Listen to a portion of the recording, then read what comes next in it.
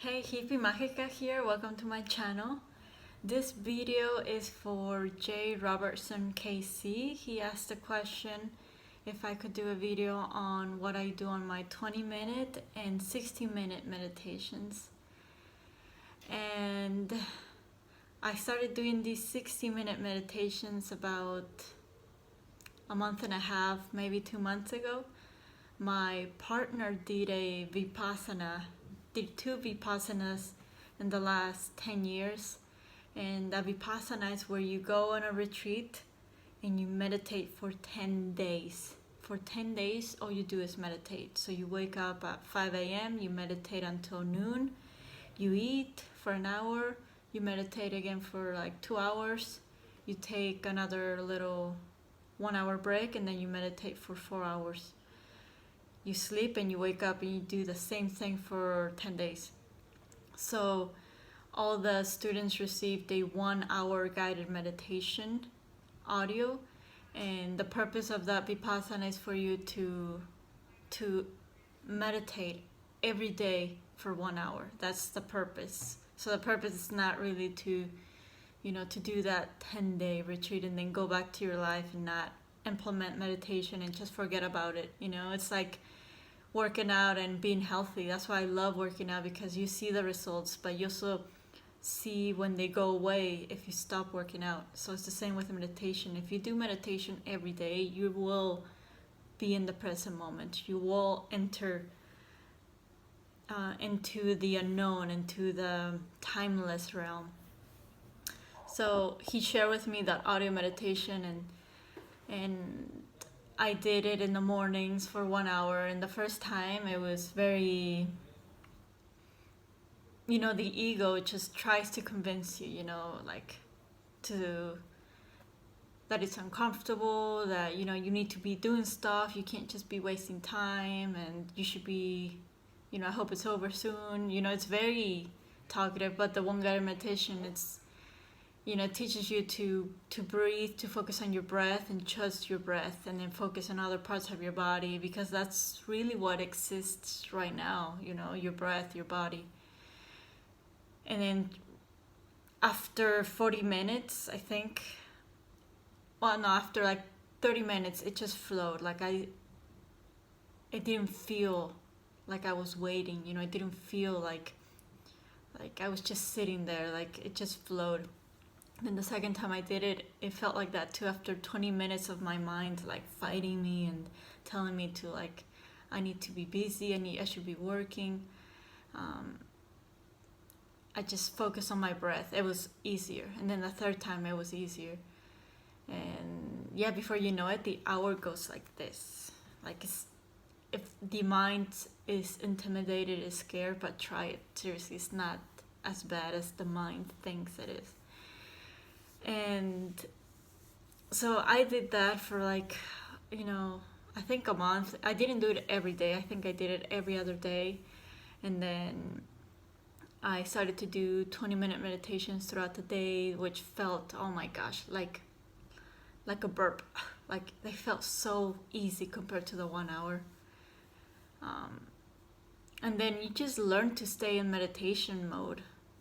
You just learn to focus on your breath that much faster, instead of worrying and thinking, you're not your thoughts,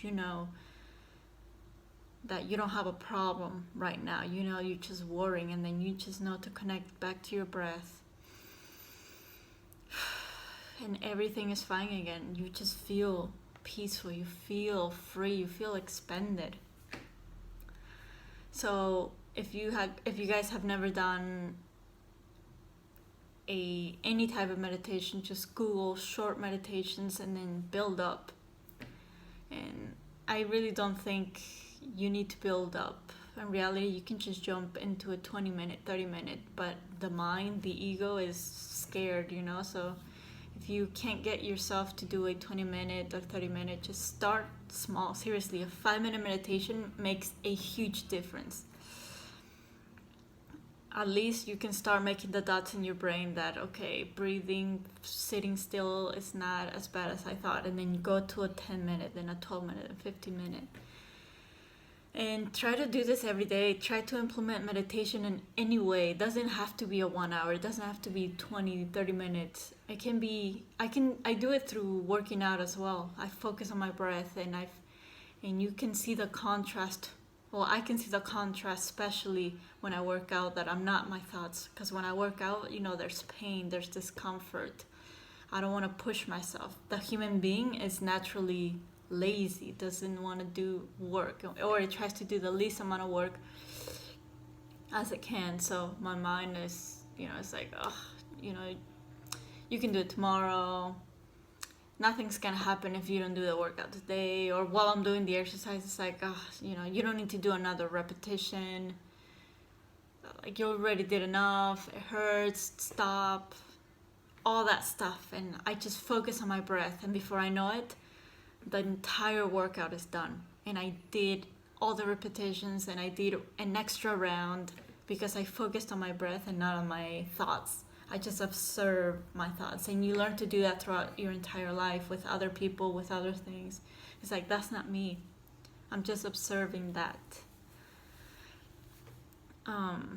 You are the stillness. You are the breath. You are this expanded energy. Like, when you feel yourself centered and aligned, and not identified with anything, you just feel so big and so infinite.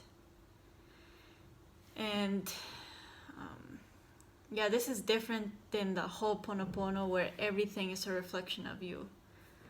But then you don't get attached to your reflections. You don't get attached to your thoughts. You learn to change them. It's easier to change them when you learn to meditate, when you learn to observe, instead of believing that you are the story in your head, of your past, of your traumas. You learned that those thoughts are connected to your traumas, and those thoughts are just protecting you from that trauma ever happening again.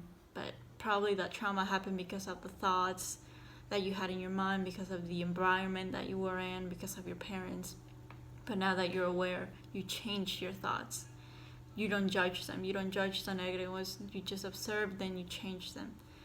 And that's how you create a new reality. And also, by meditating, you learn to not wait for your manifestation to happen, not wait for things to get better. You just enjoy this present moment because you feel connected to what's here right now, which is you, your body, your breath. Everything's perfect. Okay, well, I hope this helped you, Jay, or if it answered your question in any way.